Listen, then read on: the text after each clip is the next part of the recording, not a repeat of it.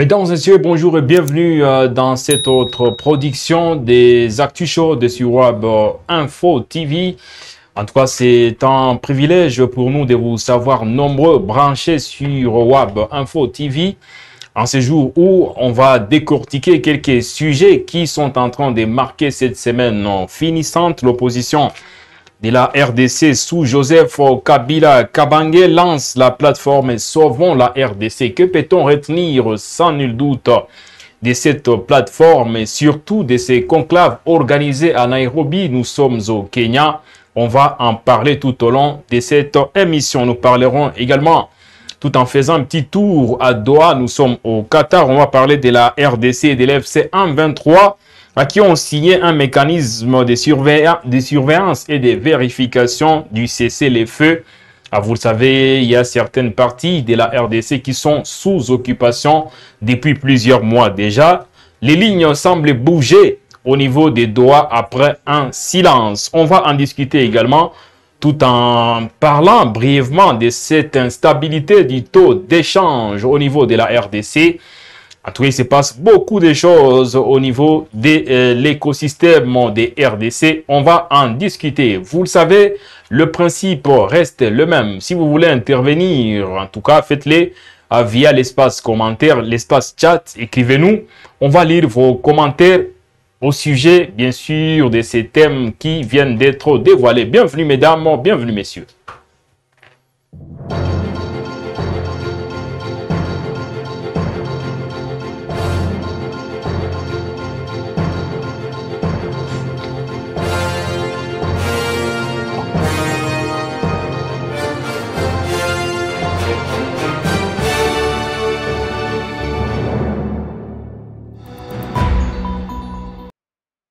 Et pour en discuter, parité l'oblige, je suis sur ce plateau avec Sarah Salibaya. Bonjour et bienvenue. Merci, bonjour.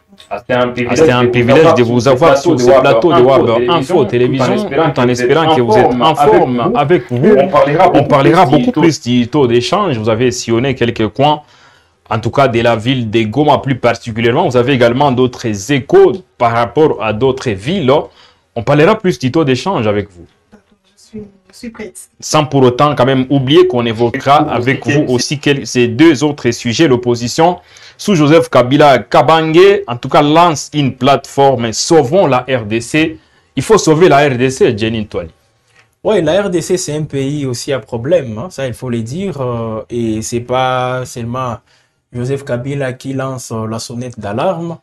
Alors, il vient de le faire. Alors, la question qu'on se pose tous, est-ce une bonne opportunité pour lui et c'est le moment qu'il faut faire tout ça. Il est peut-être le seul avec toute sa compagnie à connaître la vraie raison. On va y aller, ouais, ne vous en faites pas. Parce qu'il faut sauver la RDC. C'est ouais, la RDC, il faut le sauver, peu importe les tendances qui se présentent. Voilà, c'est tellement important qu'on puisse sauver la RDC. Dames et messieurs, on va lancer les débats dans cette émission, les actus chaudes. À l'issue d'une réunion de 2 jours à Nairobi, nous sommes plus exactement au Kenya. Une partie de l'opposition congolaise a lancé une plateforme Sauvons la RDC. L'ancien président Joseph Kabila Kabange est à sa tête.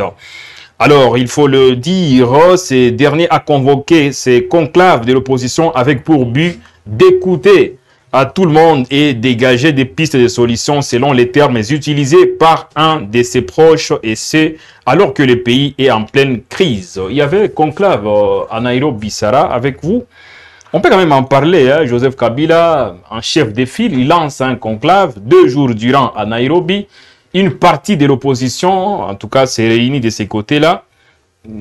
Qu'est-ce que vous en pensez? Bon, déjà, le titre, soit le nom, ils ont nommé cette réunion, soit ils ont maintenant une nouvelle plateforme Sauvons la RDC. Je pense que bon, c'est beau comme intitulé. Bon, c'est bon, même si la RDC doit être sauvée, mais pas dans ces contextes-là. Dans un contexte où tous les opposants de la République démocratique du Congo se mettent ensemble pour dire qu'ils vont sauver la RDC. On ne parle pas de tous les opposants. Bon, il y a une partie comme Martin Fayulu n'était pas sur place. On va sûrement... Voilà, donc il faut le dire, Jenny, hein, il faut quand même le dire, la nouvelle plateforme rassemble des forces politiques de la société et de la société civile, donc des opposants politiques comme Augustin Matata Mponyo, À un moment, il avait disparu des radars. Frank Djongo, Asset Kikouni ou encore André Claudel Louba également, c'est une figure très bien connue, ainsi que Bienvenue Matumo. Pour la société civile, l'ancien ou toujours membre de la Lucha, on va en discuter. Bienvenue Matumo.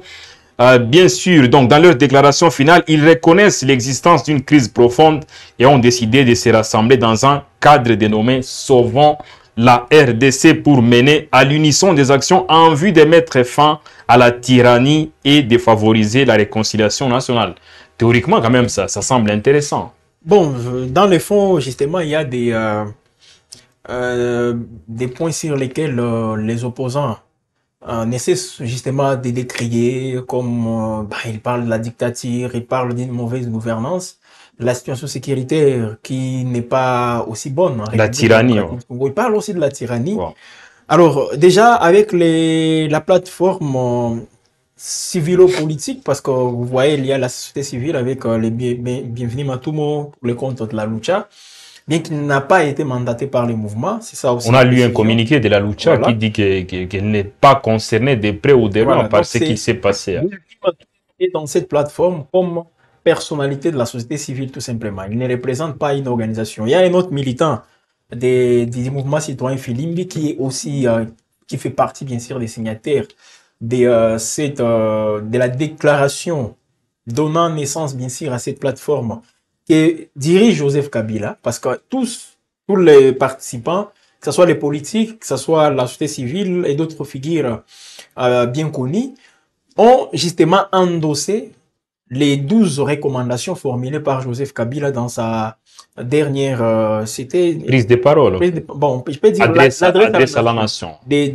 Au mois de mai. Alors, avant son arrivée en ville de Goma. Voilà, justement. Ils se sont donc appropriés toutes ces résolutions. Ça veut dire qu'aujourd'hui, Joseph Kabila a derrière lui tous ses opposants, les Matata Tamponio, qui ne peuvent plus venir se représenter pour dire non, moi, pour mon compte, j'ai fait ça, j'ai fait ça. Non. En tout cas, pour la lutte qu'ils vont mener, c'est Joseph Kabila qui sera leur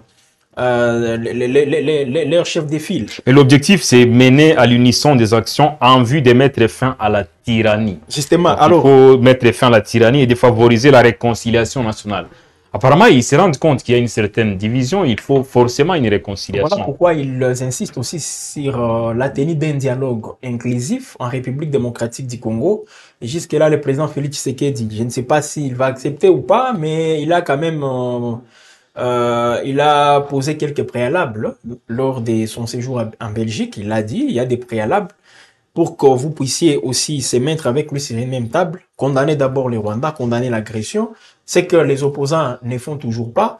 Et sur ces points, je crois que les actions qu'ils comptent mener, bon, c'est à saluer, mais il reste à savoir comment elles vont s'y prendre aussi. Parce que c'est pas la première fois sous Félix Tshisekedi que les opposants nous disent qu'ils vont entamer des actions de grande envergure pour freiner une dictature ou une tyrannie. Donc, c'est pas la première fois. Je ne sais pas quelles sont les méthodes que Joseph Kabila et toute sa bande vont mettre en place, justement pour contrer Félix Tshisekedi. Ça risque à voir. Mais dans l'ensemble, c'est des bonnes guerres. Laissons ces opposants aussi jouer leur rôle. C'est au Kenya, ok, mais de toutes les façons, les critiques aussi à l'interne, hein, vont dans tous les sens, surtout avec l'IDPS, l'Union Sacrée. Tout à fait normal. Critique sévèrement justement cette sortie de la plateforme appelée Sauvons la RDC, qui n'est pas aussi une première, parce qu'on a déjà entendu beaucoup de Sauvons la RDC, Sauvons le Congo, et je vois les pères biologiques de l'actuel ministre de la Jeunesse, hein, le pasteur Coutinho, qui dit que bon, c'est son idée, c'est lui qui avait mis en place une plateforme appelée Sauvons le Congo avec le Martin Fayoulou, et il dit que Joseph Kabila est à court d'inspiration. Voilà, il commence maintenant à prendre les noms, donc il n'arrive pas, c'est du plagiat selon lui, donc il n'arrive pas aussi à mettre en place quelque chose de nouveau. Donc tous ces opposants plutôt affirment adhérer pleinement aux 12 points pour sauver la nation, donc présenté par Joseph Kabila Kabange en mai dernier. Donc ils appellent toutes les forces politiques et sociales qui partagent la feuille de route et l'agenda à les rejoindre. Ils invitent également le peuple congolais dans toute sa diversité à résister à la dictature. Il y a de la dictature au Congo? Bon, c'est l'avis des opposants et moi, je ne peux pas quand même dire non ou confirmer s'il y a la dictature au Congo ou pas. Parce que nous savons tous que, bon, jusque-là, sur le plan légal, on dit que le pays est dans une démocratie. Je ne sais pas si elle est totale ou pas. Mais quand même, c'est une observation des opposants, c'est leur constat. Wow. Et ils peuvent justement mettre en place une plateforme pour contrer ce qu'ils appellent la dictature en République démocratique du Congo. Voilà pourquoi j'ai dit c'est des bonnes guerres. Alors de l'autre côté, il y a aussi des contradictions, donc les pouvoirs qui contredisent les opposants. Donc dans l'ensemble, et surtout si vous voyez très bien, cette configuration, la plupart ce sont des opposants qui sont déjà condamnés, des opposants qui sont en exil, qui ont du mal aussi à fouler le sol congolais. J'ai attendu cette Kikouni confirmer qu'il va rentrer en République démocratique du Congo, mais il vient fraîchement aussi de la prison, vous le savez. Donc dans l'ensemble, il y a justement des frustrations. Là, j'ai vu des opposants qui viennent de subir aussi, bon, je ne peux pas parler de la rigueur de la loi parce que la plupart d'entre eux ont été incarcérés aussi illégalement. C'est le cas même de cette Kikouni. Jusque-là, je ne sais pas pourquoi on l'avait incarcéré. Donc, dans l'ensemble, il y a quand même de ces opposants-là qui sont dans cette histoire, mais vous voyez quand même qu'ils ont été aussi victimes d'un mauvais traitement de la part du pouvoir de Félix Tshisekedi. Alors voilà pourquoi peut-être ils vont jusqu'au point de dire qu'il y a de la tyrannie en RDC. Et ils sont prêts à sauver les pays. Donc nous allons voir qu'est-ce qu'ils vont faire, quelles seront les premières actions qu'ils vont mettre en place et surtout l'impact sur la vie politique en République démocratique du Congo. Parce que dans leur déclaration, ils dénoncent également ce qu'ils qualifient de verdicts iniques rendu par la haute cour militaire qui a condamné à mort l'ancien président Joseph Kabila Kabange il y a 2 semaines. Donc même si, sur le plan de la forme, c'est un échec, Joseph Kabila n'a pas réussi à avoir tout ce qu'il voulait. Donc, commentent les chercheurs du centre Bouteli, cités par nos confrères de RFI. Là, on parle des Trésor Kibangula. L'ancien président a tout de même réussi à structurer une force autour de lui. Donc, Sarah, enfin, on a comme l'impression que Joseph Kabila parle à travers ses opposants. Et la décision du verdict qui a été rendue, il était presque insensible, un peu silencieux. Il sort de son silence après sa condamnation à mort. Tout ce que Joseph Kabila fait souvent, il n'a pas l'habitude de parler tout d'un coup comme ça. Mais ce qui est bizarre, pourquoi est-ce que tout juste après, quelques semaines après sa condamnation, il réapparaît à Nairobi pour dire qu'il va sauver la RDC. Et ce qui est encore beaucoup plus bizarre, c'est toujours avec des opposants qui ont frôlé les sols de la prison. Par exemple, Matata Tampolo qui avait disparu pendant un long moment, mais il vient de réapparaître à Nairobi en disant qu'il va sauver la RDC. Donc c'est dans un contexte très négatif. C'est un contexte très négatif. Mais revenons un instant sur maintenant ces opposants, parce qu'il faut quand même en parler. Là, quand même, on a parlé de Matata Tampogno, André Claudel Lubaya, Franck Diongo et tous ces opposants. Est-ce que vous pensez qu'à l'heure actuelle, ils pèsent? Bon, je peux dire, parmi eux, il y a de ces opposants-là qui pèsent. Parce que par exemple, c'est avoir cet ancrage populaire. Ouais. Matata Tampogno a cet ancrage. C'est pas sur toute l'étendue de la République. Mais si vous allez au Maniema, oui, vous allez quand même... C'est une petite partie. Bon, une petite partie, mais ça fait partie de la République démocratique du Congo. Il reste à savoir s'il fait toujours l'unanimité, étant donné qu'il est devenu opposant. Bon, en tout cas, comme il n'y a pas quelqu'un qui fait mieux que lui, donc je ne peux pas dire que personne ne fait l'unanimité sur cette terre. Ça, il faut quand même le préciser. Mais je vois quand même Matata Tampogno aussi avoir cet ancrage. C'est vrai, c'est pas un ancrage aussi tellement national, mais là, cet ancrage. Joseph Kabila, il a aussi l'ancrage. Donc, lui, comme leader, je peux dire quand même qu'il en a. Et autour de lui, il y a les Setskikouni qui peuvent peut-être aussi contribuer en termes de stratégie. Les José Makila en Équateur, la grande Équateur, là aussi, c'est quelqu'un qui pèse. Hein. Le Claudel Lubaya, oui, il fut d'ailleurs, il faut le préciser, gouverneur d'une province ici, de l'espace Kasaï. Donc, c'est quelqu'un aussi qui a de l'ancrage là-bas. Mais le fait de les voir beaucoup plus à l'extérieur, là, Joseph Kabila ne peut pas entrer en République démocratique du Congo aujourd'hui. Claudel Lubaya, même Matata Tampogno qui est aussi condamné. Le fait de faire cette politique à l'extérieur, je crois que ça a réduit un tout petit peu les marges de manœuvre pour ses opposants, afin d'imposer aussi leur volonté ou même leur stratégie sur terrain. Voilà les premiers blocages, mais autour de lui, je crois que Joseph Kabila, c'est c'est un coup quand même des pokers qu'il vient de signer. Hein, parce que si vous voyez très bien, c'est vrai, il n'a pas Katumbi, il n'a pas Martin Fayulu, lui, il n'a pas... on va sûrement parler des absents. Parce que justement, il n'a pas tous ses opposants. Sûrement, il y a des vrais absents. Il faut les noter. Mais il ne peut que se contenter de ceux-là qui ont accepté. Oui, il faut commencer avec ceux-là. Peut-être les autres... Peut-être les bémols à ce niveau, on voit, c'est les Fronts communs pour le Congo, sa plateforme d'abord, qui domine. Parce que vous voyez, vous avez comment il s'appelle, son ancien directeur des cabinets, Némi Mouigania, vous avez l'ancien ministre des Affaires étrangères, Raymond Chibanda, qui est là. Donc, les José Makila, tous font partie du Front commun pour le Congo. Donc, c'est les Front commun pour le Congo qui vient là. Et puis, donc, c'est une suite du Front commun pour le Congo en quelque sorte, parce que vous voyez, la plupart de ses opposants, ou disons de ses figures, sont du Front commun pour le Congo. Et puis, on ajoute Matata Mponyo, Seth Kikuni, André Claudel Lubaya et d'autres, justement. Mais, en tout cas, dans l'ensemble, c'est un Joseph Kabila qui ne peut que se contenter de ce qu'il a aujourd'hui. Peut-être d'autres vont le rejoindre. Ils ont ouvert une brèche à tout. Mais ça sera très, très compliqué, à moins qu'il y ait des alliances entre Sauvons la République démocratique du Congo, Ensemble de Katumbi et Sidé de Fayulu, mais voir Katumbi intégrer cette plateforme, en tout cas, ça sera très compliqué. Mais pas impossible. On salue en passant notre ami Junior Moulaji depuis la ville de Likassi. Il nous suit à 100%. Merci beaucoup et surtout à vous qui nous suivez, réagissez à ces sujets parce que c'est un sujet quand même qui captive les attentions et ça fait beaucoup de bruit depuis lors puisque Joseph Kabila a réuni à Nairobi, nous sommes au Kenya, une frange de l'opposition pour échanger autour de quelques questions qui défait la chronique au pays. Ils ont dans la foulée quand même créé leur plateforme appelée Sauvons la RDC. Qu'en pensez-vous? Écrivez-nous en commentaire. On va lire vos commentaires plutôt sans problème aucun. Mais revenons un peu sur les choix du Kenya. Parce qu'on sait quand même qu'au Kenya, il se passe beaucoup de choses. Beaucoup des coups ont déjà été réalisés à partir du Kenya. Qu'est-ce qui explique les choix du Kenya? D'aucuns penseraient que facilement Joseph Kabila prendrait une fois de plus les risques de venir à Goma comme il l'a déjà fait avec autant de conséquences. Pourquoi les choix du Kenya selon vous? En tout cas, les Kenyans, jusque-là, je n'ai pas une raison précise pour dire que les Kenyans, c'est parce que... Mais sûrement, ce n'est pas un choix anodin. Oui, justement, ce n'est pas un choix anodin. Je ne sais pas si c'est le climat qui fait beau. Peut-être, moi, je n'ai jamais été au Kenya, je dois le préciser.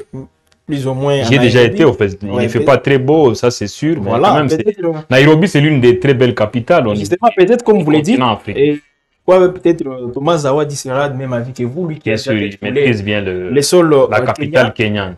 Semble, si vous voyez très bien. Il y a des beaux hôtels là-bas. Alors, pour Joseph Kabila, les choix, je crois que j'essaie un peu de réfléchir. Hein. Pour Joseph Kabila, il y a des pays où Joseph Kabila ne peut pas aussi se promener librement. Surtout quand on voit les pays. D'abord en Europe, l'Occident. C'est très difficile pour Joseph Kabila, vous connaissez.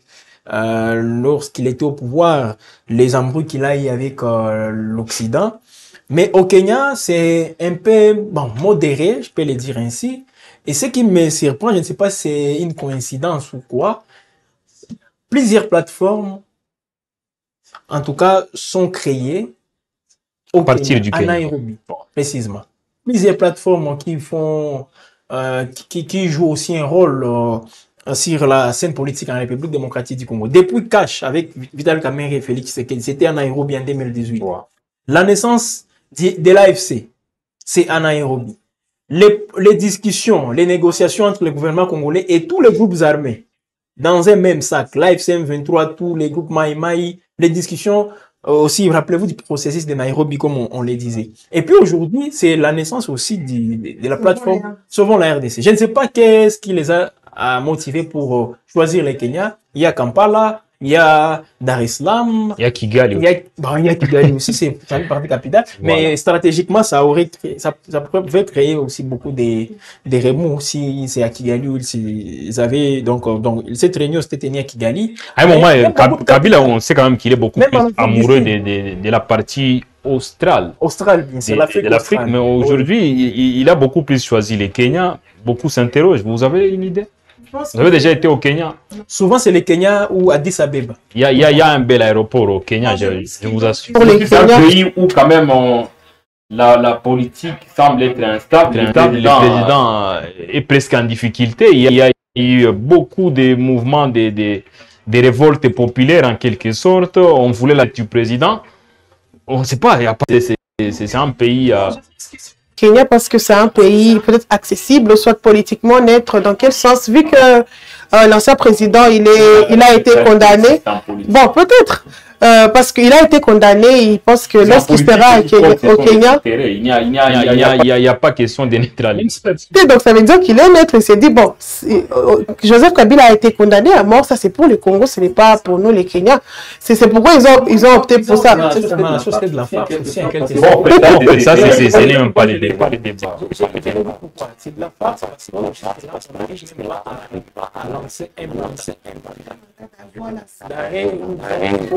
ils ont opté pour les Kenyans parce que là-bas, il n'y aura pas de... Ils ont opté pour les Kenyans parce que là-bas, il n'y aura pas de répression, genre on ne va pas l'arrêter directement. Mais si c'était dans un autre pays, par exemple en France, on pouvait l'arrêter parce que... Kabila n'aime pas trop l'Europe. Il faut le dire. Depuis beaucoup de gens, ils préfèrent arrêter là-bas. Mais aussi avec d'autres opposants, il y a des opposants qui ont été condamnés aussi. Ils ont été là. Donc... voilà, comme il n'aime pas aussi l'Europe, ça veut dire le Kenya est mieux placé pour ça. Et ce n'est pas la première fois qu'il y a ce genre de réunions. Il y a beaucoup de mouvements qui ont été créés à partir du Kenya.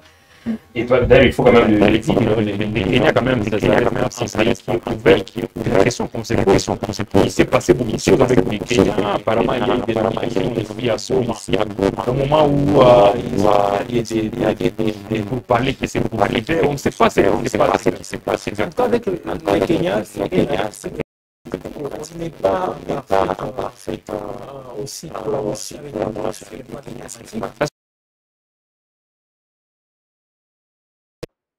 et justement, avec le gouvernement qui prend des décisions, souvent à maintes reprises, on a convoqué l'ambassadeur du Kenya à Kinshasa, les mêmes ambassadeurs, même les consuls qu'on avait nommés ici à Goma, et pourtant c'est comme si la nomination date de longtemps déjà, mais ça a créé aussi beaucoup de polémiques, même beaucoup de bruit dans le couloir diplomatique entre Kinshasa et Nairobi. Donc les Kenya, c'est vrai, c'est un pays, mais il y a quand même des... Bon, c'est que Kinshasa considère comme étant des dérives.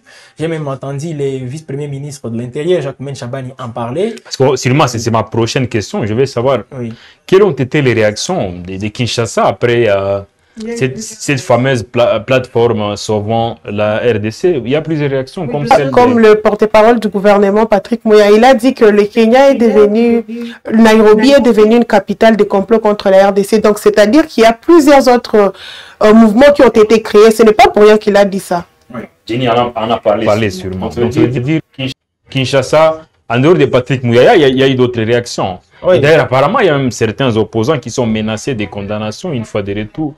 En tout cas, oui, ce qui est sûr, les opposants sont menacés. Et surtout, moi, j'ai salué quand même cette stratégie, il faut quand même le dire, parce qu'ils ont commis un échec avec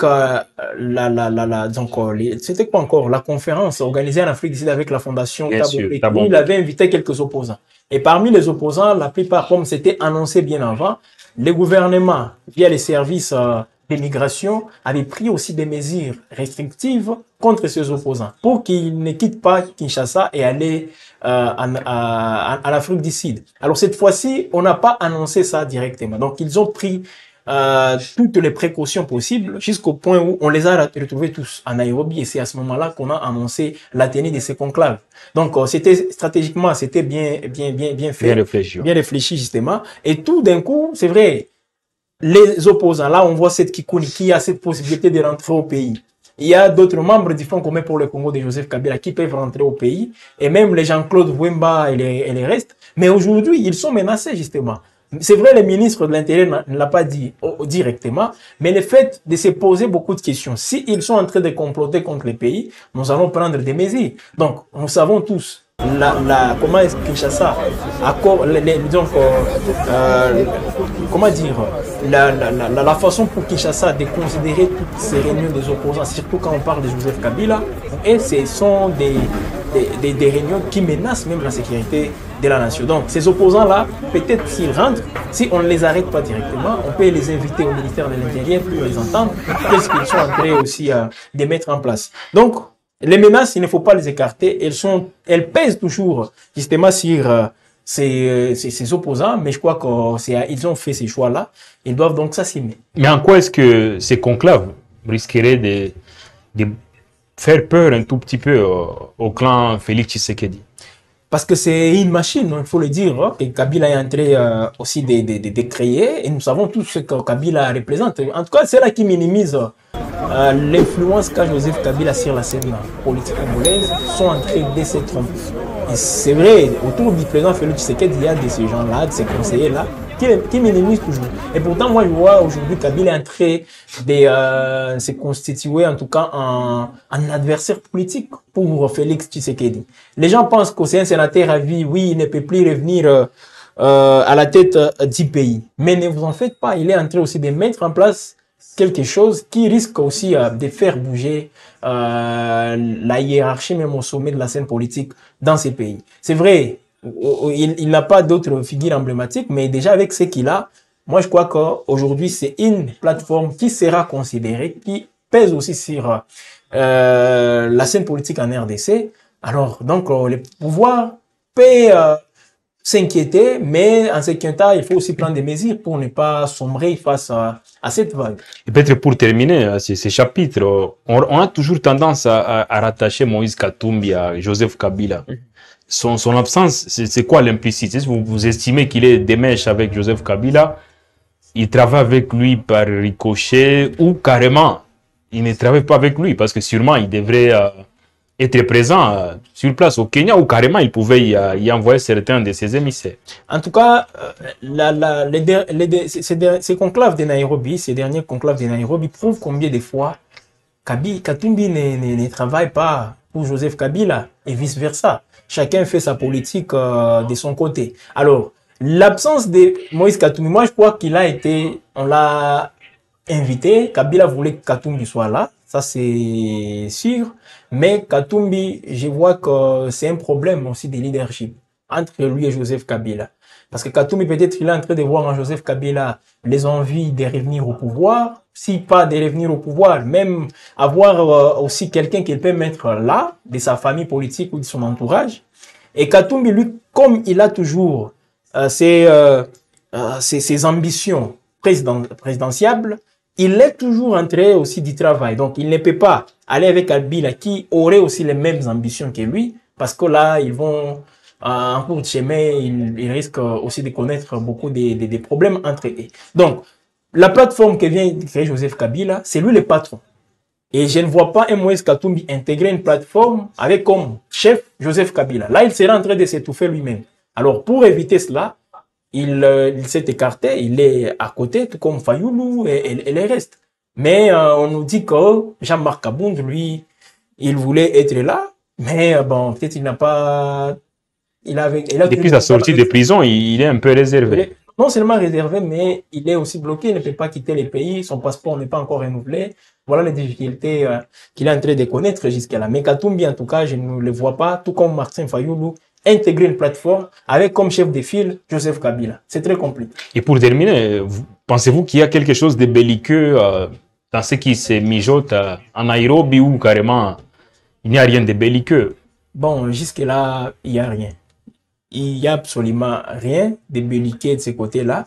Si le gouvernement peut parler quelque chose de belliqueux, peut-être parler, il faut le dire avec l'AFCM 23, comme il ne cesse de le dire, mais coller les opposants avec cette histoire de l'AFCM 23, du Rwanda, tout ça, moi je crois que c'est une façon tout simplement de désacraliser encore une fois ces opposants sur la scène publique. C'est ce que les pouvoirs est en train de faire. Donc, montrer à la population que ces opposants, ce sont les ennemis du pays, pour que cette population n'accorde même pas en quelque sorte une certaine confiance en cette opposition. C'est un peu ça, mais les voir, ils sont en train de faire ce que le Tshisekedi avait fait, Genval, je ne sais pas, Gorée, toutes ces histoires, c'est ce qu'eux aussi sont en train de faire. Donc, inutile de considérer l'initiative des autres comme étant une menace pour le pays. Quand ils s'étaient réunis à Gorée, à Genval, je ne sais pas où, et c'était dans les mêmes... mais mine de rien, même vous, à la place de Tshisekedi, vous feriez la même chose, il faut être prudent. Alors, Tshisekedi, moi je l'ai toujours dit, je peux comprendre si c'est peut-être Joseph Kabila qui dit ça, mais Tshisekedi vient fraîchement de l'opposition. Il connaît l'opposition. Lui-même, il a subi ça. Mais il n'est Alors plus pourquoi opposant. quand il est au pouvoir, il commence aussi à faire la même chose que lui-même reprochait. Parce que sûrement, il n'est plus opposant. C'est très Mais important. quand même, il y a certaines choses qu'il doit mettre aussi en place. C'est très important. Donc, il y a Voilà. D'étouffer de l'opposition. vilipender les autres, de les montrer au public comme si ce sont eux les démons, ce sont eux qui font à ce que le pays n'avance pas. Pourtant, comme il est là, président de la République, il a toutes les marques de manœuvre justement pour faire mieux que ceux-là qui ont géré le pays hier. Et non pas encore rester là tout simplement en train de se plaindre au nom de ses opposants.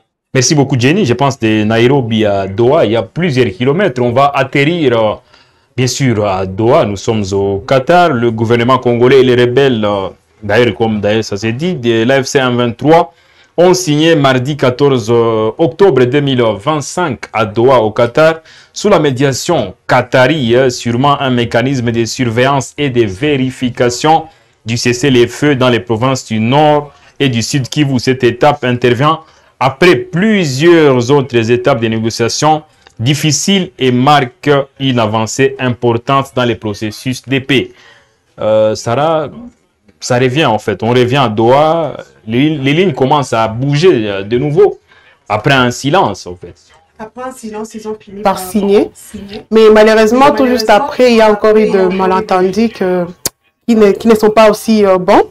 Par rapport, c'était comme un accord qu'on a fait, mais malheureusement, il y a certaines personnes qui ont violé cet accord-là et ça n'honore pas la RDC. Ça ne montre pas la RDC. Jenny, les négociations en cours vont porter également sur les détenus entre les deux parties, pour lesquels un autre mécanisme signé auparavant avait confié au comité international de la Croix-Rouge d'intermédiaire pour l'identification et la libération des détenus. Donc l'un des points clés des divergences dans les discussions. Voilà, c'est un point très sensible et qui fait à ce que même la déclaration des principes ne soit pas aussi respectée comme on peut le constater. Alors déjà, on ne s'accordait pas. Kinshasa qui tarde aussi à se lancer dans cette démarche. Donc libérer les prisonniers. Si la FCM23 a aussi les prisonniers du gouvernement congolais, ben, il suffit simplement de les libérer et permettre au CICR de jouer ses rôles de médiateurs. Donc les transporter de Goma jusqu'à Kinshasa et vice-versa.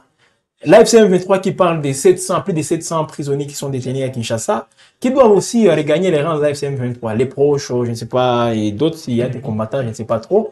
Mais dans l'ensemble, c'est un point qui fâche et ça n'arrive même pas à permettre à ce que les mesures de confiance soient mises sur pied. Ça dépasse même la compétence de Donald Trump. Bon, à ce niveau, apparemment, Donald Trump n'a pas encore dit son dernier mot aussi. Hein. Mais sûrement par rapport au timing. Ouais, par rapport au timing, on a comme l'impression que toutes les promesses qui avaient été faites par les États-Unis d'Amérique ne sont pas respectées à l'heure actuelle. Les blocages, c'est au niveau des droits. Et pendant ce temps, on rappelle quand même que Donald Trump, lui, il est dans le triomphalisme. Hein. Il réclame même le prix Nobel de la paix parce que il a déjà quand même balisé les chemins pour la paix dans la partie orientale de la RDC. Justement, c'est pas seulement en RDC, dans plusieurs... Ouais, il a parlé notamment de la RDC. Justement de la République. Il revendique le prix Nobel de la paix. Il dit qu'il a déjà résolu cette crise. Pourtant, c'est pas encore résolu. C'est pas encore résolu. Alors, c'est le triomphalisme qu'on venait de le dire. Mais dans l'ensemble, si vous voyez très bien, c'est vrai, les processus de Washington entre la RDC et le Rwanda dépend aussi du processus des Doha. Parce qu'à Doha, on discute avec l'AFCM 23. Et qui est à Goma, qui est à Bukavu, c'est l'AFCM 23. Donc, si une fois on ne trouve pas un compromis à Doha, ça sera toujours difficile de mettre en place de manière effective les processus de Washington. Et les conseillers pour l'Afrique de Donald Trump, Massad Boulos, est clair là-dessus. Il insiste en disant que pour que Washington avance bien, il faudra à ce que Doha aussi puisse nous permettre de bien avancer. Mais à Doha, il y a eu beaucoup de blocages. C'est vrai, avec le 6e round, on vient de passer à la signature de ces mécanismes de vérification et de suivi du cessez-le-feu. Mais le même jour qu'on a signé les cessez-le-feu, les mêmes cessez-le-feu a été violés. Au sud Kivu, au nord Kivu. Aujourd'hui, même ce matin, il y a des combats qui sont signalés à Rutshuru, entre la FCM 23 et les Wazalendo. Et les gens disent non, les Wazalendo sont en train d'agir indépendamment, ils ne dépendent pas aussi de ces histoires de cesser les faits, non, non. Mais les Wazalendo, on sait tous qu'il collabore avec les forces armées de la République démocratique du Congo, comme cette population qui veut accompagner son armée pour trouver la quiétude. Mais les voir encore une fois dans les échauffourées, ça ne favorise pas les cessez-le-feu. Et pourtant, les FARDC sont censés aussi respecter ces cessez-le-feu comme le gouvernement congolais. Donc, les cessez-le-feu est déjà violé et je ne sais pas qu'est-ce qu'il faut faire si on peut encore se retrouver dans un 7e round pour les cessez-le-feu. Mais comme il y a un mécanisme, je crois qu'ils vont vérifier et ils vont même constater cette violation et prendre des mesures aussi qui s'imposent. Les acteurs et les modalités de la mise en œuvre de ces mécanismes n'ont pas été révélés, ça c'est sûr. Oui. Un autre dossier à l'ordre du jour, c'est le retour des réfugiés congolais installés dans les pays voisins qui restent sensibles. Donc le gouvernement demande une identification préalable et refuse un rapatriement, bien sûr, un rapatriement. Ça c'est sûr. Oui. Bon, voilà, il y a beaucoup de dossiers sur table qui ne trouvent pas de solutions. Voilà, beaucoup de points. C'est vrai, nous venons de parler de la libération, l'échange des prisonniers, mais il y a plusieurs points justement. Les retours des réfugiés. Imaginez jusque-là, avec les CIC, non, avec c'est quoi, les HCR, on ne sait pas réellement, ils sont au nombre de combien. On ne sait même pas. Les Rwandais peuvent évoquer un chiffre, le gouvernement congolais un chiffre, et on oublie, il y a quand même beaucoup de dérapages à ce niveau-là. Donc, c'est un long processus et je ne vois pas, en tout cas, ce processus être efficace hein, avant, peut-être, avant des ans, peut-être, au minimum. Mais ce qui est sûr est que malgré la durée de ce processus, est-ce que vous estimez que c'est le meilleur moyen pour éradiquer cela? Parce que sûrement, c'est bien beau de trouver une solution provisoirement, mais c'est mieux quand même qu'on puisse en finir une fois pour toutes. Voilà pourquoi je dis, c'est vrai. Est-ce qu'il y a une lueur d'espoir? Bon, on ne peut que... Quelle que soit la durée. On ne peut qu'espérer. Pourquoi? Parce que là, on voit les Américains et leur détermination pour favoriser justement cette résolution entre Kinshasa et Kigali, l'AFC M23 aussi qui est là. Mais tout dépend de la bonne foi des parts et d'autres. Wow. Quand je parle de la bonne foi, je vois la bonne foi du gouvernement congolais, la bonne foi du Rwanda et la bonne foi de l'AFC M23. Il faut les préciser. Alors, je ne suis pas ici en train de dire que l'AFC M23, c'est une partie entière. Non, non. L'AFC M23, on a... donc, aujourd'hui, même au niveau international, on considère cette question de l'AFC M23 comme étant une affaire entre Congolais. Et ils doivent trouver une solution. Voilà pourquoi on a amené ça à Doha. Mais dans l'ensemble, tout dépend en tout cas des parties en conflit. Et voilà pourquoi je parle d'une bonne foi. Sans cette bonne foi, on va tourner en rond et les années, des décennies vont encore passer, on restera dans cette situation. Et puisqu'on parle de bonne foi, on a vu Félix Tshisekedi c'est mordre presque la langue en Belgique. Il a quand même notamment tendu la main à son homologue rwandais Paul Kagame dans ce qui est qualifié par plus d'un comme étant une humiliation nationale dans un forum qui n'avait rien à voir avec cette histoire de guerre. Est-ce qu'on peut dire que, puisque vous avez parlé de bonne foi, c'est ça la bonne foi dont il est question, dont on a besoin? Donc, la bonne foi n'est pas seulement sur la bouche. Parce que si c'est ça, en tout cas, je vous assure, il y a 10 ans que cette guerre allait être résolue déjà. 10 ans, si nous revenons en arrière. Plutôt, Félix Tshisekedi a joué sa partition, il a dit... Non, ça ne suffit pas. Ça ne suffit pas, parce que déjà, il a tenu ses propos tout en sachant que la RDC et le Rwanda, et de l'autre côté avec l'M23, il y a un processus qui est en cours. Et puis il a même promis à annuler toutes les sanctions en vue contre les Rwandais. Oui, il ne va plus demander à ce qu'on sanctionne les Rwandais. C'est ce qu'il avait promis. Mais c'est ça la bonne foi. Alors, ça ne suffit pas. Pourquoi je l'ai dit? Tout juste après toutes ces déclarations, on a vu, parce que là même, c'est lieutenant qui critique l'AFC M23. C'est lieutenant. Oui, c'est lieutenant, bien sûr, sur les chaînes de radio et de télévision, qui critique l'AFC M23, qui critique les Rwandais, et vice-versa. Donc, sur les réseaux sociaux, vous allez voir, les Rwandais et la RDC, le conflit est toujours là. Alors, cette main tendue, tout d'un coup, a trouvé une réponse. Un avis, on appelle ça un avis de non-recevoir du Rwanda, qui n'a pas justement accepté la main tendue. Une réponse farouche. Voilà, qui n'a pas justement accepté cette main tendue du président Félix Tshisekedi. Et il le savait qu'avec cette main tendue, Kagame ne va pas lui répondre favorablement. Il le savait. Mais il voulait tout simplement montrer à la communauté internationale que la RDC joue son rôle. La RDC a cette bonne foi pour trouver la solution. Mais cette bonne foi, comme il a dit théoriquement, Si dans les faits, on doit aussi constater cela. Je ne suis pas ici en train de dire que la RDC, c'est elle qui est... donc, comment on dit ça? Comme un bourreau qui est là, en train de faire la guerre à l'autre. Mais c'est la RDC qui est beaucoup plus victime. Mais il y a ces problèmes aussi d'irresponsabilité de notre côté. Voilà pourquoi on n'arrive pas aussi à mieux s'imposer. Donc, la main tendue, c'est bien bon. Mais sur terrain, qu'est-ce qui est fait pour que les choses avancent? Avec les blocages des Doha et de Washington, je vous assure ici qu'il y a la responsabilité du gouvernement congolais aussi dans ces blocages. Et d'autres partis, je ne suis pas ici en train de dire que c'est seulement la RDC qui est responsable, il y a toutes les parties. Donc que chacun joue son rôle comme il faut, que chacun, en tout cas, ait cette bonne foi pour que les choses aillent mieux. Et la bonne foi, c'est pas seulement de dire les beaux mots pour dire, ok, vous avez cette bonne foi. Ça ne suffit pas. Alors, donc, la bonne foi seule ne suffit pas, même si quand même Félix Tshisekedi, d'après ce qu'il a dit, il a quand même fait sa part et il espère quand même pouvoir avoir en retour une bonne réponse de la part de son homologue rwandais. Mais ce qui est sûr, en fait, moi, ce qui me surprend est que Sarah, on sent que Félix Tshisekedi et Paul Kagame, des fois, ça discute, des fois, il y a des histoires qui se passent, il y a des photos qui sont dévoilées. Mais ici, il suffit qu'on parle du Rwanda, de Joseph, plutôt de Paul Kagame, pour qu'on soit taxé de tous les mots. Surtout pour ceux qui sont dans la partie orientale. Pendant que les deux chefs d'État, eux, des fois, se croisent, ils échangent peut-être indirectement ou directement. Ce qui est sur la tension congolais, le Rwanda n'est pas bonne. Et ça, c'est bon. Je ne veux pas normaliser le fait que la tension ne soit pas bonne. Mais ce qui me choque le plus, c'est la même chose que vous. Comment est-ce que les chefs de l'État, eux, ils se croisent, ils discutent. Voilà, si le président Félix a eu l'occasion, soit de l'audace de tendre sa main au président Félix, au président Paul Kagame, certainement, il s'attendait à une réponse très positive, mais malheureusement, ça n'a pas été le cas. Et c'est ce qui pousse encore les gens, les Congolais et les Rwandais, pour avoir une très mauvaise tension. Et là, quand on parle des Congolais et des Rwandais, c'est plus sur le plan diplomatique. Ça n'a rien à voir avec les deux populations. Oui. C'est sûr. Si vous arrivez au Rwanda, par exemple, la population s'abstient de tout commentaire, elle va librement ses occupations. D'ailleurs, au Rwanda, on ne parle presque pas des politiques. Au Rwanda, on ne cite pas les noms du président comme on les fait ici.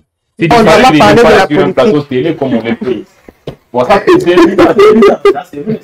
très évident. La population parle plus, parce que j'ai fait un constat au Rwanda, on parle plus des matchs, des football, de la musique. Mais la politique, bien sûr, là... Mais la politique est réservée à une certaine catégorie. Et c'est beaucoup plus bien calibré. Donc, s'il faut qu'on parle des politiques, on voit beaucoup plus les répercussions positives des différentes déclarations. Et puis, on invite des gens qui sont bien choisis pour en discuter. En tout cas, donc, ça veut dire cette histoire de conflits entre deux pays, c'est beaucoup plus sur le plan politique et diplomatique que sur le plan des populations. Alors, on va quand même parler de ces fameux taux d'échange. Parce qu'on doit quand même terminer cette émission. Ça fait grand bruit, les taux d'échange. Où en sommes-nous?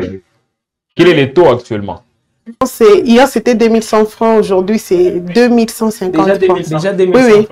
En tout cas, c'est ça. Puis là, il faut le dire, c'est 2100 où? Parce que sûrement, c'est aussi... Ce qui est sûr avec les taux, c'est tout le monde a son taux d'échange. À présent, c'est 2400 francs. À présent. Là, on parle plus de la ville de Goma. Oui, voilà. On se focalise beaucoup plus sur la ville de Goma. Mais à Kin, j'ai essayé un peu de parler avec quelqu'un, c'est 1800. Alors qu'ici à Goma, c'est 2400. Et puis à Kinshasa, ça ne veut pas dire que c'est 1800 partout. Dans certains. Donc dans cette commune, c'est 1800. Cette autre commune, c'est 2000, 1900. En tout cas, chaque commune a son taux d'échange. Le taux est vraiment en désordre. Le taux est en désordre. Donc ça, c'est la déclaration de Sarah. Mais quand même, il faut le dire, ça crée un peu de désordre depuis un moment. Est-ce que vous pensez que plus le temps avance, plus il y a une certaine solution en vue? Bon, ce qui est sur les gouvernements n'a pas encore... Les gens s'habituent, parce que tel qu'on le dit en psychologie, l'habitude crée l'organe. Bon, ce qui est sûr, non, les gens n'arrivent pas à s'habituer parce qu'ils sont en train de souffrir. Ce n'est pas pour rien que plusieurs personnes se plaignent par rapport à cela. Donc, ça veut dire que ça touche vraiment les cerveaux et c'est disons mal au cœur par rapport à ces taux. Et le gouvernement est en silence. On ne sait pas exactement si la décision sera prise quand, comment. En tout cas, si on mettait peut-être un taux stable, là, ça peut essayer un peu de calmer les tensions de Congolais. Mais là, tout le monde a son taux. Par exemple, dans la ville de Goma Birere, il y a le taux, ils ont leur taux. C'est marché ici à côté à la Nine, à son taux d'échange. Moi-même, j'ai mon taux. Tout le monde a son taux d'échange. Voilà, Bon, moi, 2200, c'est ça mon taux d'échange. 2025, ça c'est bon, 2025. Voilà, donc il faut même le dire, c'est un peu compliqué parce que ça a quand même une répercussion sur le panier de la ménagère, comme on dit. Oui, surtout pour les personnes qui reçoivent souvent leur salaire en dollars. Parce que maintenant, là, les fonctionnaires de l'État, quand même... Il y a des gens qui sont payés. Bon, souvent, oui. Oui, en dollars. Mais en ce moment, on refuse maintenant des dollars. En ce moment, on est en train de valoriser le franc congolais, même que ce soit à l'école, au marché. Quand on te dit le prix, c'est 20 000 francs, ça veut dire que c'est ça. Donc, c'est 20 000 francs. Et puis, par exemple, un truc qui coûtait 10 dollars, au lieu de dire que c'est 10 dollars carrément, ils convertissent ça en francs, mais avec un taux plus élevé comme 30 000 francs, un taux qui était auparavant. Donc voilà, donc ça veut dire que c'est vraiment compliqué. Et qu'en est-il des produits qui sont vendus sur le marché? Est-ce que vous sentez qu'il y a baisse? Parce que c'est justement ça la préoccupation.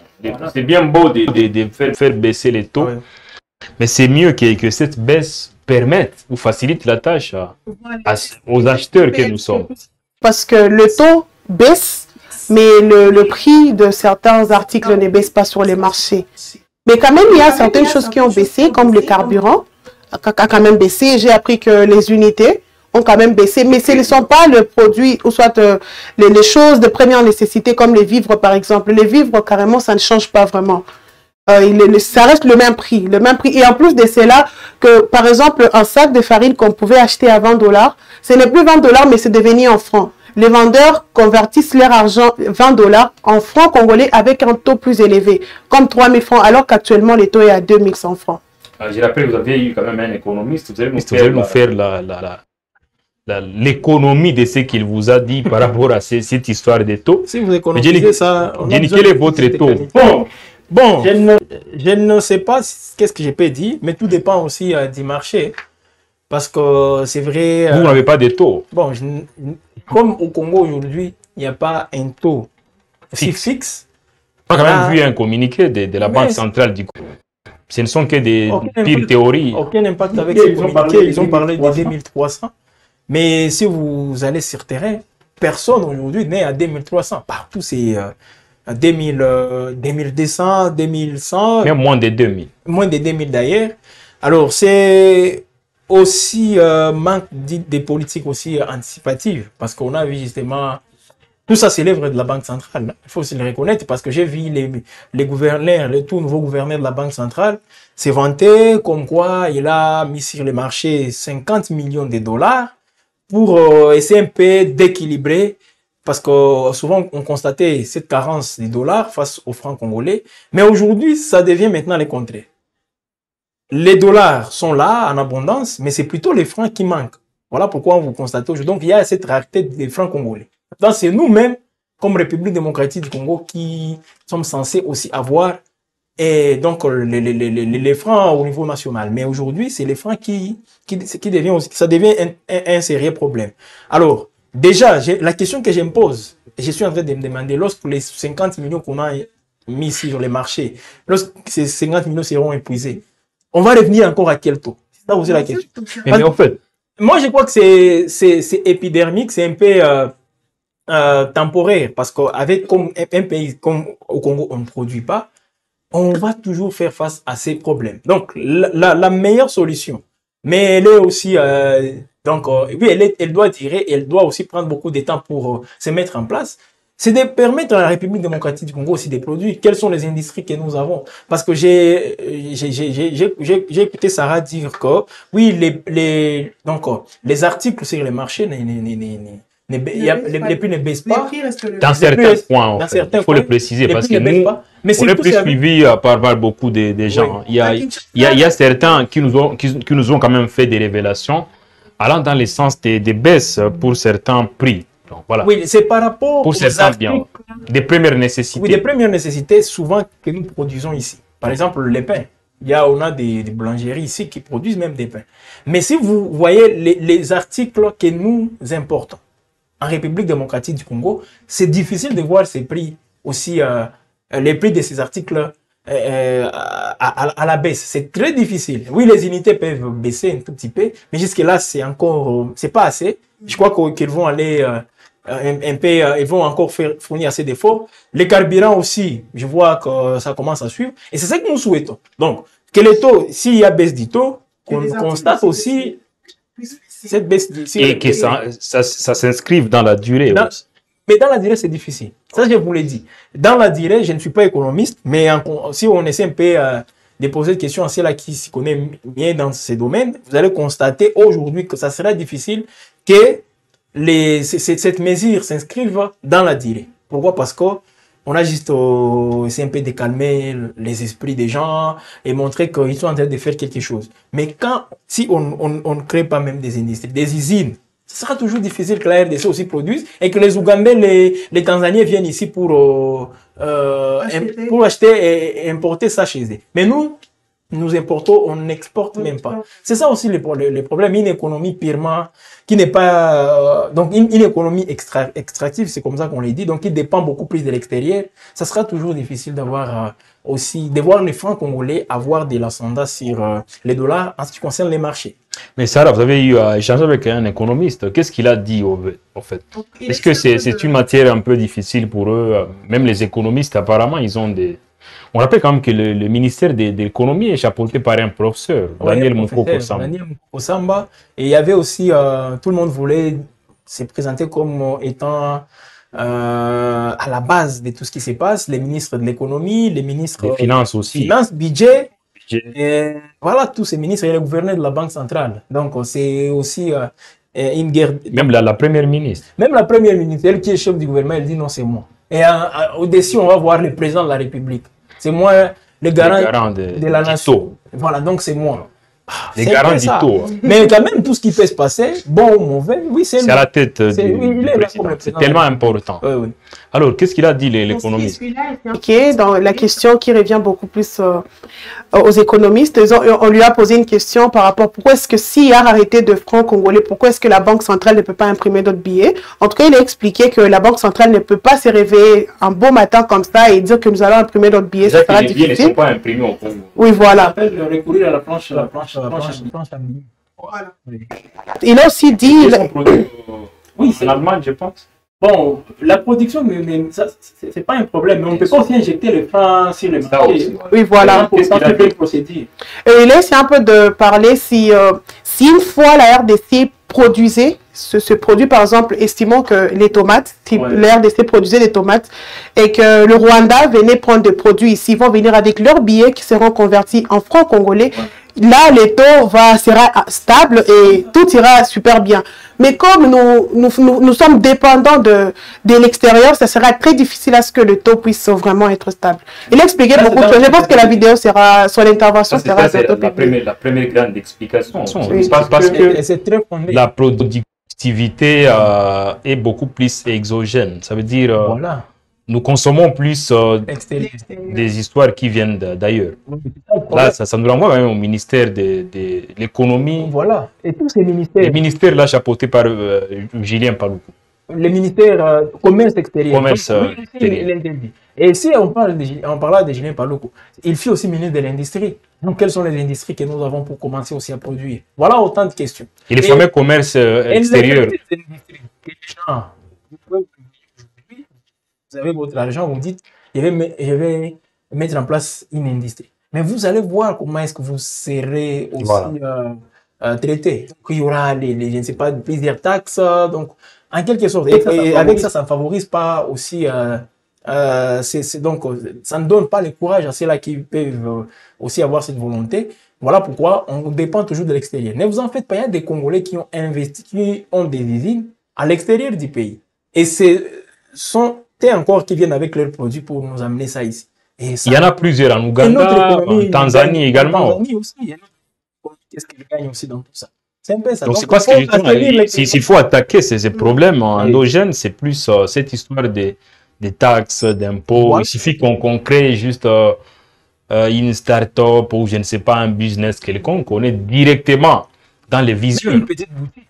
Je vais voir les services venir toquer à la porte et plusieurs services d'ailleurs. Je ne sais pas, les taxes, plusieurs nomenclatures. C'est bizarre en tout cas. Mais là, c'est quoi la solution pour l'économiste? Il faut produire, il faut... Il a expliqué, en tout cas, il a expliqué beaucoup de choses que je ne saurais pas expliquer. Mais quand même, il a dit que si une fois on produisait au Congo, en tout cas, l'économie sera stable et les taux sera vraiment stable. Et ça ne sera pas seulement temporaire, ça sera pour un long moment. Il faut produire au Congo. À l'époque, avec mon...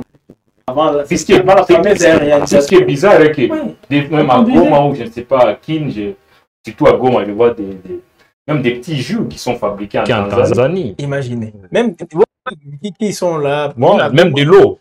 Même de l'eau. C'est pas normal. De l'eau fabriquée au Rwanda, en Ouganda. Et pourtant, on a quelques usines ici qui fabriquent de l'eau. Mais il faut voir comment est-ce que ces usines sont taxées.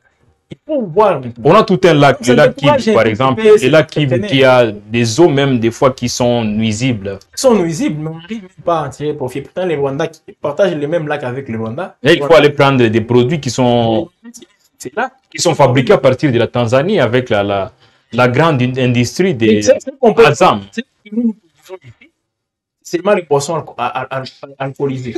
Les fabricants, une expérience. Là, sans problème. Et c'est consommé de manière... Avec les champs que nous avons, les tomates, franchement, c'est... Bon, même les kills-dents. Si on fait les usines. Mais il y avait même des usines annoncées par Julien à l'époque, des usines de câbles pour la... Câbles électriques. Il avait annoncé ça. Il a parlé Pepsi aussi. Mais malheureusement, en sommes-nous? Même le président de la République, on l'avait dépêché pour venir inaugurer une usine qui ne nous appartient même pas. C'est un investisseur blanc qui vient, il implante son usine là-bas. Et puis, on invite les autorités pour qu'elles viennent justement lancer cette usine. Mais ça n'appartient même pas à la République. Puis en goûtant, c'est Pepsi, c'est pas le véritable Pepsi. C'est pas le véritable. Même les véhicules qu'on avait vus, il y avait des véhicules où on mentionnait Made in DRC. Et pourtant, c'est faux. On n'a même rien produit jusque-là. On trompe encore l'opinion. Donc, les politiques sont là pour s'attirer cette gloire et puis partir sans pour autant qu'ils donnent des comptes à la population. Cette histoire des taux, quand même, ça fait mal. Oui, ça fait mal. S'il y avait au moins un taux stable, là, on peut quand même comprendre. On a l'impression qu'on est en train de t'escroquer. Tu changes 10 $, on te fait 20 000 francs, 21 000 francs. Tu te dis, ah. Et puis avec 10 $, avec cet argent, le transport reste le même, les prix restent les mêmes, la nourriture, le prix reste le même. Avant, tu pouvais avoir beaucoup de choses avec 10 $, mais aujourd'hui, avec 10 $, c'est demi-journée et ça se termine juste avec le transport. C'est compliqué avec le service public. J'ai appris qu'à Kinshasa, dans l'aéroport, il y a les frais comme... Si vous... Par exemple, les frais pour accéder justement à un service, c'était 10 $.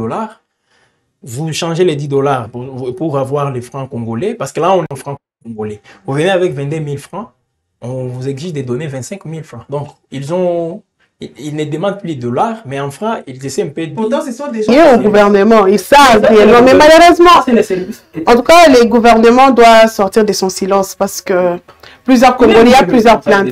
Pourquoi mettre en place cette mesure sans pour autant se rassurer de tous les préalables? C'est ça le problème. Vous en avez été victime plusieurs fois. Avec les taux? Ouais. À maintes reprises. Tout le monde aujourd'hui. Plusieurs fois. Si vous avez les dollars, vous allez faire quoi aujourd'hui? Vous êtes obligé d'échanger. Pourtant, il n'y a pas un mois, tout le monde courait derrière les dollars. Tout le monde courait derrière les dollars. Pour avoir les dollars, parce que tu as de l'argent, il fallait donner. Mais aujourd'hui, on a dit les choses changent. Et puis, les autorités sont en train de se vanter en disant non, voilà, vous avez demandé à ce que les taux baissent, les taux viennent baisser. Mais c'est quoi le pouvoir d'achat des Congolais? Quel est le pouvoir d'achat? Si cela s'est fait dans le but quand même de stabiliser ces taux, il faut laisser les... Mais ce n'est pas par là qu'on devrait commencer. Mais la question qu'on se pose, quitter des 28 000 directement à 18 000, c'est ça la question qu'on se pose. Tout d'un coup, dans moins d'un mois, ça allait te poser beaucoup de questions. Beaucoup d'interrogations. Mais ce qui est sûr, moi j'ai changé 10 $ à 22 000 hier. Aujourd'hui, c'est 21 000. Bon, ça change tous les jours. Et ça n'est pas aussi du livre. Voilà. Et des humeurs. Mais si vous voulez aussi obtenir, donc, pour obtenir maintenant les dollars, c'est aussi compliqué. 2500. Voilà. Lui acheter les dollars. 2500. Ça, les taux que le cambiste utilise, 2500. Donc, vous donniez les francs pour qu'on donne les dollars. C'est bizarre. Qu'en est-il de ceux qui ont leur argent dans Mobile Money? C'est aussi une grande préoccupation. Juste ici à côté, il m'a dit qu'on va te donner autour de 2050 francs. Et si tu veux de dollars, on va prendre 5% de ton argent. C'est tout ce qu'ils m'ont dit. 5%? Oui, 5%. Mais lui, il s'expose déjà à son autorité actuelle. Ils ont dit minimum 3%. 5%. En fait, ça c'est une réalité beaucoup plus pour des zones qui sont sous occupation. Bien sûr, parce que les dollars avaient disparu à un moment, il fallait aller l'acheter, tout ça. Le fameux pourcentage. Mais ça veut dire que les réalités ne sont pas les mêmes un peu partout au Congo. Et on espère que les autorités qui sont ici présentes qui sont au Congo, pourront peut-être décanter la situation. Parce que c'est la population qui est en train de souffrir, bien sûr, de cette instabilité liée au taux d'échange. Nous avons beaucoup d'économistes. Hein. Moi, ça me fait toujours mal parce que quand j'arrive dans des universités, parmi les filières où il y a beaucoup plus de gens, c'est économie, droit, médecine. Malheureusement, c'est dans ces secteurs où même il se passe beaucoup de trucs. En droit, par exemple, le président de la République l'a dit à plusieurs reprises. La justice est malade, tout ça. En médecine aussi, on fait recours. S'il y a par exemple des cas qui sont graves en termes de maladies, il faut quand même aller en Inde ou je ne sais pas, à Nairobi une fois de plus. Voilà aussi l'économie. En économie, n'en parlons même pas avec tous les professeurs d'économie. On a même vu un jour, pas un jour, à son temps, Vital Kamerhe fuir ses ministères, fuir entre guillemets. Pourtant, il est économiste de formation. Ah oui. Professeur d'ailleurs. Bon, professeur justement, comme l'actuel ministre de l'économie, en quelque sorte, ça devient une concurrence. Les gens disent non, voilà, l'un c'est un théoricien, l'autre il est en train de pratiquer les choses. Celui qui pratique, c'est Moukoko Sam. Oui, avec c'est que nous subissons. Mais les gens. Mais ce qui est sûr, c'est à son temps quand même qu'il y a cette vague. C'est cette même population. Elle préfère rester avec le taux de 28 000 au lieu de ces taux qui n'est pas aussi même, qui n'est pas stable. Mais je pense que c'est aussi avec les biens sur les marchés. Mais c'est encore prématuré jusque-là de tirer une conclusion. Je pense que prématuré, mais regardez, de 28 000 à 18 000. Ça aussi, la question qu'on se pose. Prématurément, mais déjà, on est... Non, mais parce qu'il faut le dire, il y a également certains, sûrement, qui créent un certain désordre, qui n'a rien à voir avec le gouvernement. Parce que sûrement, bien sûr, parce que sûrement, il faut le dire, il y a certains vendeurs de crédit, il y a certains cambistes également qui en font trop. Sûrement, donc il faudrait peut-être être aussi patriote. La bonne foi, vous en avez parlé. Bon, il ne faut pas aussi compter sur la bonne foi, bien sûr, de ces cambistes, de ces opérateurs. L'État doit taper du poing sur la table et mettre de l'ordre dans ces secteurs. Mais si l'État ne le fait pas, ce n'est pas seulement un communiqué de la Banque centrale. Le ministre de l'économie, c'est lui qui doit aller auprès de toutes ces sociétés commerciales, bien sûr, et leur imposer la voie à suivre. C'est comme ça. Mais s'il ne le fait pas... Et puis ce qui est bizarre, en fait, moi pour avoir sillonné un peu des coins, je pense qu'en arrivant dans certains pays, ce n'est pas tout le monde qui change l'argent. Moi, c'est ce qui me sidère un peu. J'arrive par exemple en Égypte, mais je traverse beaucoup de kilomètres pour trouver une banque où changer l'argent. Ça veut dire qu'il faut trouver une banque qui est appropriée. Et puis les Égyptiens me disent, en tout cas ici, ce n'est pas tout le monde qui le fait. Alors, sûrement, ici, juste à l'aéroport, vous allez voir quelqu'un qui vous dit des trucs, et puis à la fin des comptes, c'est chaotique. Donc voilà, ça veut dire qu'il faudrait aussi imiter des bons exemples. Moi, je le dis très souvent, c'est bien beau de voyager pour nos autorités, entre guillemets, mais c'est mieux quand même de tirer assez des leçons de tous les voyages qu'on effectue. Parce que moi, quand je vous parle d'Égypte, moi, j'ai été surpris. J'ai mon argent, mais pour que je puisse avoir les pounds, la monnaie utilisée là-bas, il faut parcourir autant de kilomètres de l'aéroport, je ne sais pas, vers une banque pour trouver enfin cette banque-là et changer l'argent. Comme ici à Goma, tout le monde, soit en RDC, tout le monde peut les faire, tout le monde. Un guichet de la Banque centrale où on peut changer des fonds.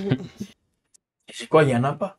Et puis ce qui est bizarre, même pour les rares guichets qui existent, juste derrière, plutôt à l'extérieur à l'esplanade de ces guichets, il y a même des gens qui sont là. Nipati, vous changez, Pesangana a changé, tout ça. Là, on va te compliquer. Moi, j'ai un taux qui est intéressant. Voilà. C'est du n'importe quoi, en fait. Je pense qu'il y a un désordre là-dessus. C'est ça. Voilà pourquoi l'État doit prendre des mesures. Pas des mesures cosmétiques comme on le voit souvent, des mesures aussi qui doivent durer. Parce que sûrement, lorsqu'il y a par exemple des banques, il y a des guichets, comme ça s'est fait même dans des pays voisins ici, vous arrivez, il faut aller là où se trouve Forex, vous changez votre argent sur base du taux qui est actualisé. C'est ça. Mais ici, chez nous, vous croisez quelqu'un, il y a même ces gens qui sont prêts à en découdre. Et la conséquence, c'est que même ces cambistes sont presque tués habituellement parce qu'ils exposent l'argent. Avec l'argent. C'est pas normal. C'est pas normal parce que dans d'autres pays, ça n'existait pas. Si vous avez par exemple votre guichet, vous êtes sécurisé, vous êtes dans la politique monétaire en RDC, si elle existe, c'est une politique qu'il faut revoir. Mais je crois qu'elle n'existe même pas. Non, si ça, je vous l'ai dit. Si vous demandez même à toutes ces autorités quelle est la politique monétaire de la RDC, elle n'existe pas.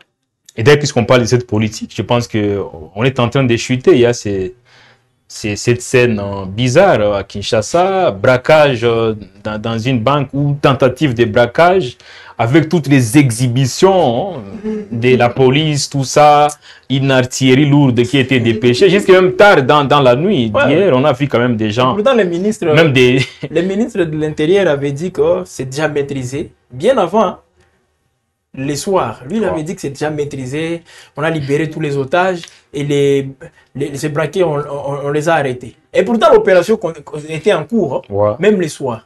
Ce qui m'a surpris, donc à un certain moment, on ne prend même pas des petites, bon, je peux dire des petites choses au sérieux, parce qu'on a vu, comme vous l'avez dit, l'exhibition aussi de nos services de l'ordre. C'est comme si c'était un tournage d'un film à la hollywoodienne. Et puis en présence d'une population nombreuse. Et là, les gens une foule nombreuse. Bon, nombreuse, ça veut dire quand même que les gens n'ont pas affaire au Congo, pour la plupart. Ceux qui changent des tirs en service de l'ordre et c'est braqué. Les gens venir. C'était nombreux. C'était nombreux, justement. C'est comme un concert. Peut-être c'est l'avant-goût du Stade de France, je ne sais pas. Pourquoi ça m'a surpris de voir les gens aussi venir en masse comme ça? Mais je pense que cette histoire de braquage, surtout à Kinshasa, c'est devenu monnaie courante depuis un moment. Même des banques qui sont pourtant très bien réputées sont plus sécurisées. Bon, en fait, on ne saura pas parler quand même de la sécurité parce que si cette banque-là serait sécurisée, on ne pouvait pas en arriver là. Parce que moi ce qui me surprend, j'ai été à Kin plus d'une fois. Quand on accède à ces différentes banques-là, on sent quand même qu'il n'y a pas une vraie sécurité. Il n'y a pas une vraie sécurité, ça c'est sûr. Déjà, Robank, c'est une banque qui est très bien réputée. Donc, c'est quand même bizarre qu'on puisse braquer une banque aussi connue que Raobank. Donc, et puis, c'est pas pour la première fois qu'il y a cette tentative. C'est pas pour la première fois. C'est très courant aujourd'hui. Les banques qui sont justement ciblées, toutes ces histoires. Alors là, quand même, ça a une ampleur aussi très. Je ne sais pas si c'est important ou quoi, mais les services de l'ordre venaient parce qu'il y avait peut-être plus d'otages. On a vu tout le monde mobilisé, les gouvernements, les gouvernorats de Kinshasa également. En fait, il y a même certains analystes qui abondent dans un sens où c'est juste une façon de détourner l'opinion des gens. Après les fameux conclaves de Nairobi, il fallait imaginer un scénario à la Casa de Papel pour détourner l'attention. Sûrement, en fait, chacun dit ce qu'il pense. Mais je pense en politique, tous les coups sont permis. Oui, tous les coups sont permis parce que j'ai entendu Julien Paloukou dire que c'est une diversion, que les opposants, parce qu'ils savent qu'on est ici aux États-Unis pour attirer les investisseurs et puis ils veulent aussi montrer qu'il y a des opposants qui sont marginalisés dans les pays. Donc, une diversion selon lui. Et là, les proches de l'opposition disent que ce braquage à Kinshasa, c'est une diversion. Tant on a tous vu, hein, c'est que ça a donné des arrestations, des interpellations, peut-être disons-les ainsi. Donc, c'est quand même du sérieux. Et puis, à la base de ces braquages, il y a une dame qu'on nous a présentée, venue d'Allemagne apparemment ou d'Europe. Apparemment, c'est elle qui serait à la base. Apparemment, là, il serait même dénudé. Je n'ai pas vu des images. J'ai vu des images. C'est qui est Il y a même certains acteurs des droits humains, tout ça, comme d'hab, qui se sont prononcés. Non, c'est parce que c'est une dame qui a été dénudée, tout ça. Au Congo, on est beaucoup plus dans tous les coups. C'est ce que je voulais dire. Si c'était une dame de KBK Mwanga chez Félix Tshisekedi, qui était déshabillée, prise dans... Mais pourquoi vous parlez uniquement des KBK Mwanga? Bon, vous ne parlez pas de votre territoire. C'est un exemple. KBK Mwanga, ça fait partie de la RDC. Ouais. Donc, si c'était une dame de KBK Mwanga, avec ces traitements-là, je crois que ces organisations-là n'allaient même pas avoir la même énergie. Parce qu'on voit que c'est une dame qui vient de l'Allemagne, je ne sais pas d'où, les gens commencent déjà à dire des histoires pareilles. Donc, c'est un traitement de deux poids et de deux mesures, malheureusement. On a dénudé une dame à Kinshasa dans la foulée. Vous êtes déçus? Vous, les dames, les femmes battantes. Les femmes fortes. Les femmes battantes sont déçues. Ils n'ont pas bien fait parce que le corps de la femme est sacré, donc... Même lorsqu'elle est voleuse ou... Bon, même si elle a fait, oui, même si elle a fait des choses qui ont touché vraiment, qui méritent une peine. Non, mais on a vu beaucoup de voleurs être dénudés plusieurs fois, des hommes. Ça n'a jamais fait objet de... Si le corps de la femme est sacré, donc c'est pourquoi ça a fait... L'homme est désacralisé. C'est écrit où? C'est sacralité. Voilà. Tout le monde dans la coopération féminine, si je peux le dire comme ça, oui, oui. Mais quand les hommes sont dénudés, on est dit bon. C'est parce que le corps de la femme est sacré. Là, c'est une présumée voleuse. Les gens n'avaient pas le droit de le faire. On devrait laisser la loi ou soit les hommes de la sécurité faire leur travail. Je pense que... Dans les fonds là-bas, on n'allait même pas tenir ce langage. Voilà, ça aussi. Il y a toujours eu des braquages au Congo, il n'y a pas qu'à Kinshasa. Mais ça ne fait pas autant grand bruit comme ça a été le cas à Kinshasa. On a vu tout le monde mobilisé. C'est tellement important. On va chuter avec, bien sûr, cette mauvaise nouvelle parce que l'ancien premier ministre du Kenya, Raila Odinga, décédé à l'âge de 80 ans. Je pense que c'est un vrai tournant pour la politique du Kenya. C'est vieux, hein, Raila Odinga. D'ailleurs, lors de l'exposition de son corps, il y a eu beaucoup de trucs qui se sont passés. Il y a eu même mort d'homme. Oui, c'est quand même... À Nairobi, notamment. C'est quand même un taulier aussi de la politique africaine. Même africaine.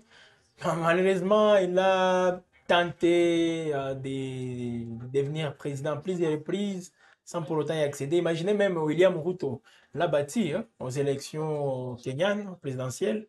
Ce qui est encore au Kenya, c'est la même chose. Les moyens Kibaki, c'est la même chose. Donc, c'est quelqu'un qui a milité beaucoup plus aussi pour les droits de l'homme. En quelque sorte, c'est Étienne Tshisekedi du Kenya. Ancien premier ministre, comme Tshisekedi. Récemment, il a aussi raté de devenir président de la commission de l'Union africaine. Hein. Voilà, il a aussi perdu ces élections-là. Donc, c'est une figure bien connue et moi, je crois que c'est une référence aussi pour les Kenyans, un symbole de résistance. Donc, je crois que dans sa vie, il a milité beaucoup plus pour les droits de l'homme. Donc, si le Kenya est dans cette démocratie aujourd'hui, il a aussi contribué. Raila Odinga est décédé à l'âge de 80 ans. L'opposant au président William Ruto est mort en Inde, hein, il faut le préciser, après avoir perdu connaissance lors d'une promenade. Il avait perdu connaissance. Il est vieux, dépassé par les événements. Justement, j'ai vu le communiqué du gouvernement congolais adressant les condoléances.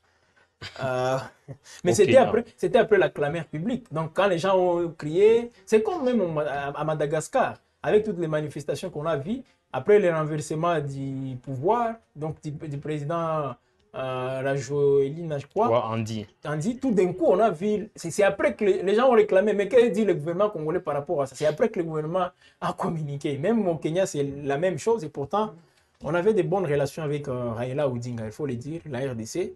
Eh bien, il était même à Kinshasa récemment pour solliciter la voix de la République démocratique du Congo pour qu'il accède au poste du président de la Commission de l'Union africaine, réussi par le président Félix Tshisekedi. Même à 80 ans, il voulait... Je crois que c'était peut-être pour préparer sa retraite politique, ça aussi.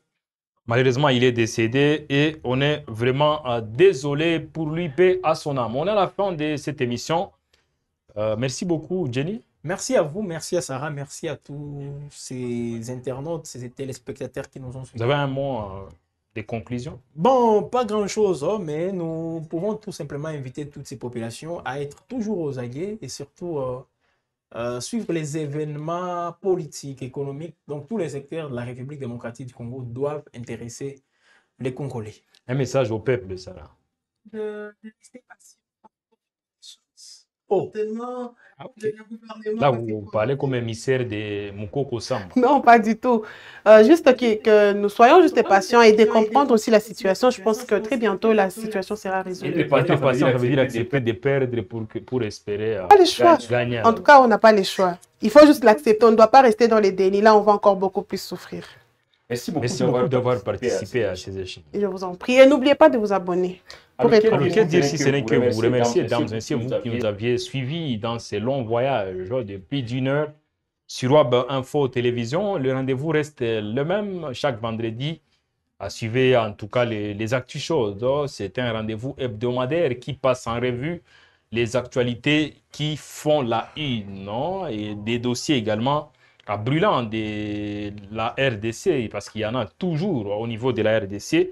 Et pour ce jour, on a parlé quand même de cette rencontre de l'opposition sous Joseph Kabila Kabange à Nairobi, bien évidemment, où une plateforme a vu le jour. La plateforme, c'est Sauvons la RDC. Oui, il faut sauver la RDC. De Nairobi à Doha, en tout cas, il y a plusieurs kilomètres à parcourir. Mais là, de ce côté-là, la RDC et le mouvement AFC M23 ont signé un mécanisme de surveillance et de vérification du cessez-le-feu relativement à ce qui se passe notamment dans la partie orientale de la RDC. On a chuté avec les fameux taux d'échange, instabilité de ces taux. Qui dit vrai, quel est le taux exact? Je pense que même sur le plateau, difficile d'avoir une réponse exacte. Voilà, donc on en a discuté longuement. N'oubliez pas de vous abonner massivement sur Web Info Télévision en cliquant simplement sur s'abonner. Ouvrez la cloche de notification pour rester au parfum de nos informations. On se retrouve la fois prochaine pour bien sûr d'autres faits d'actualité sur Web Info Télévision. Salut!